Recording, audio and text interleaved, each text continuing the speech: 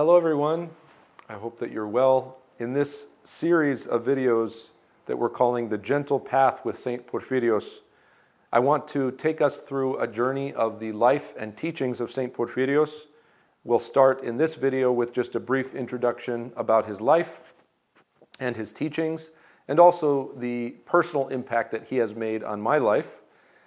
And then in subsequent videos, we'll talk about topics such as prayer, the church and love for those even outside of the church, spiritual struggle, on the upbringing of children, and many more topics. And I hope that you enjoy these reflections based on the life and teachings of St. Porphyrios of Kavsokalyvia.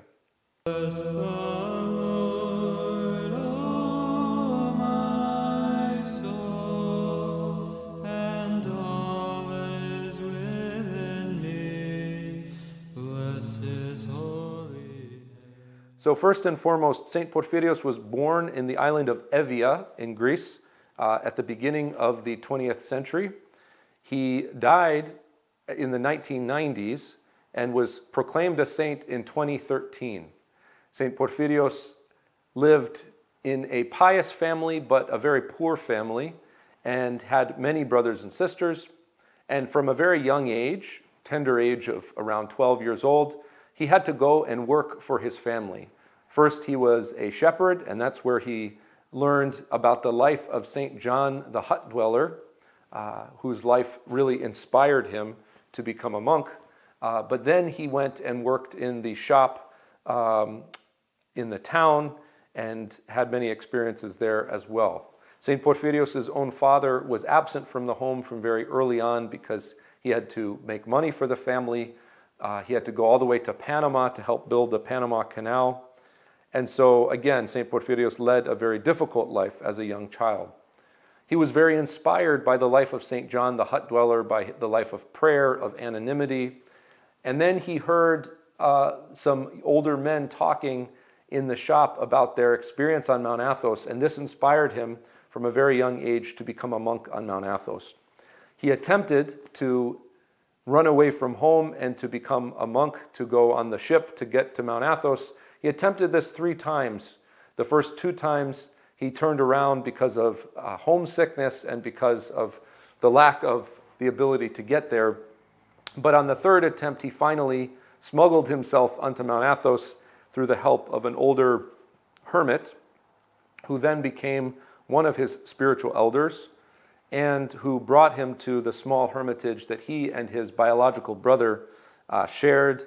And St. Porphyrios lived with them under their guidance and obedience for many years. Unfortunately, due to health reasons, he had to leave Mount Athos.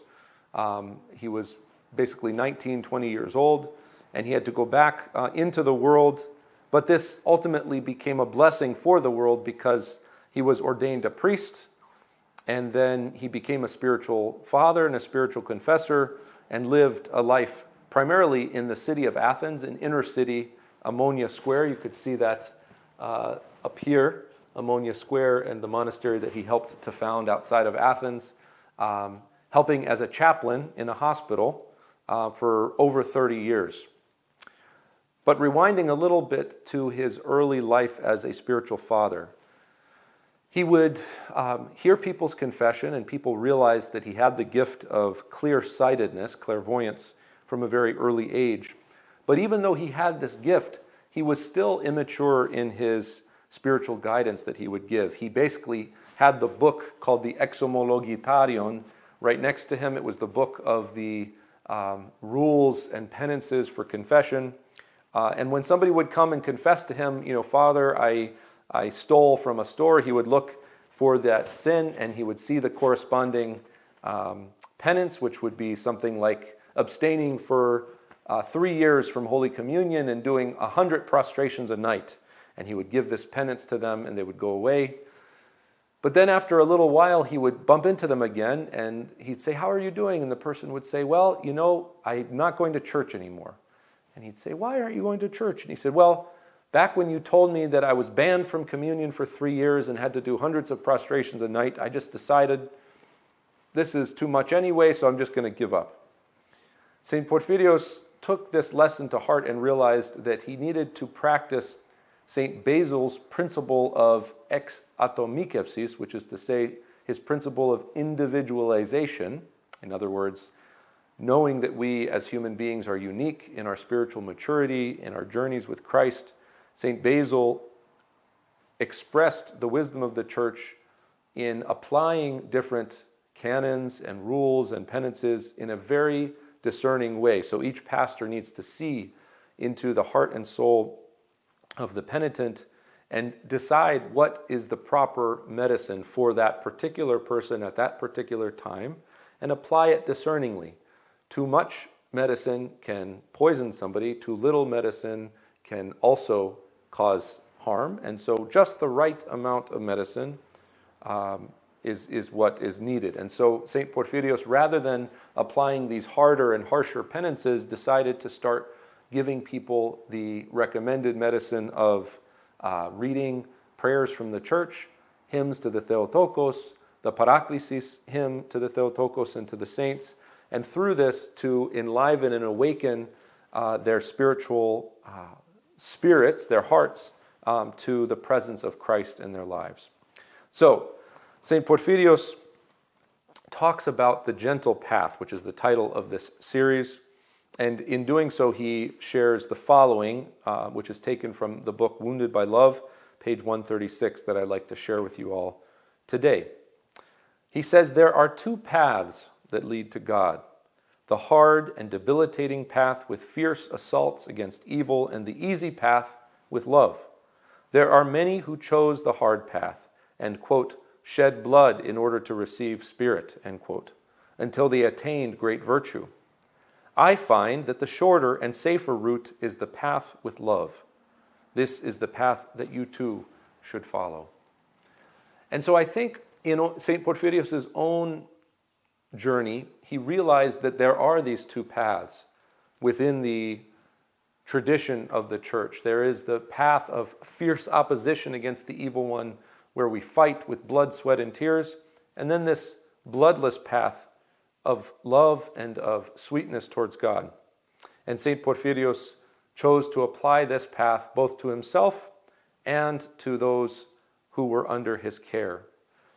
This teaching struck me back when I was in college. I, too, was struggling with what to do with certain temptations and bad habits and things like that. And I came across this reading back when I was reading this book, Wounded by Love, with my OCF chapter, the chapter of Orthodox College Ministry, Orthodox Christian Fellowship at my college. And we came across this passage, and I was confused at first. I thought there was only one path in the spiritual life, and now St. Porphyrios is saying there are two. And so I encountered a monk from Mount Athos, Father Athanasios, with whom I corresponded a little with a written letter.